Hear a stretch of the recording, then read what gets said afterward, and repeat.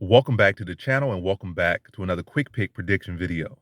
In this video, I'll be predicting the welterweight bout between Jake Matthews versus Jeremiah Wells. And I see this one right here. So welterweight bout, Jake Matthews versus Jeremiah Wells. And I'm just what I'll say right here. This fight can very much go either way. And I think it can very much go in Jeremiah Wells' way where he can just go out there and just make Jake Matthews look mediocre. And Jake Matthews a lot of times had looked mediocre. I think in the Sean Brady fight, he looked pretty good, even though in a losing effort in the fight, he got stopped. I feel like his striking looked much improved. I definitely have seen him in plenty of fights where he's go out there swinging, like his swinging punches like a barroom brawler or like a spastic teenager. But I feel like his striking looked much more polished in that fight. I feel like he got the better of Sean Brady in that striking, in that battle.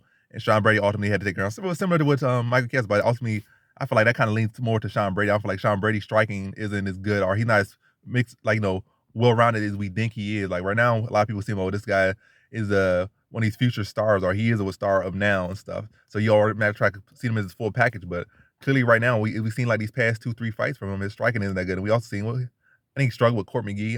Court McGee is a solid fighter, experienced veteran, and all that stuff, but struggled with Court McGee. So he clearly not like no super phenomenal striker is all I'm saying. And that's one of probably his weaker area. His best area is wrestling and grappling. And wrestling look a lot better in that fight against Mike. By the way, I'm going too much on Sean Brady, but either way, Sean Brady got some questions about him. But more to the point of, more to the point of Jake Matthews. We don't know where his strike's gonna be at. So you can say Jeremiah Wells this and that, but Jake Matthews not too long ago, and really you can say for the most part his striking is about the same level as Jeremiah Wells, maybe even less than Jeremiah Wells. And Jeremiah Wells is not like he's a spastic striker, is all he is. He has the wrestling background. He's actually more of a grappler, but these grapplers turn into like they get in MMA, they get those nerves, they turn into strikers, but not real strikers, but like little MMA sloppy strikers. Yeah. So it's like very much a toss-up fight, but I'm gonna have to lean against Jeremiah Wells in this one. The man is 35 years old. He fights like a 25-year-old or even younger. His style is very unpolished in a way, very unorthodox. But I don't know how much of that is controlled, how much of that is chaos. But it's not a great style, for consistency.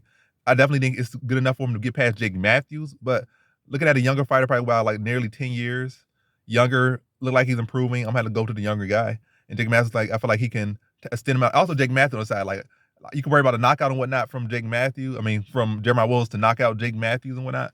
But Jake Matthews so far has had a pretty sturdy chin, still a pretty young guy.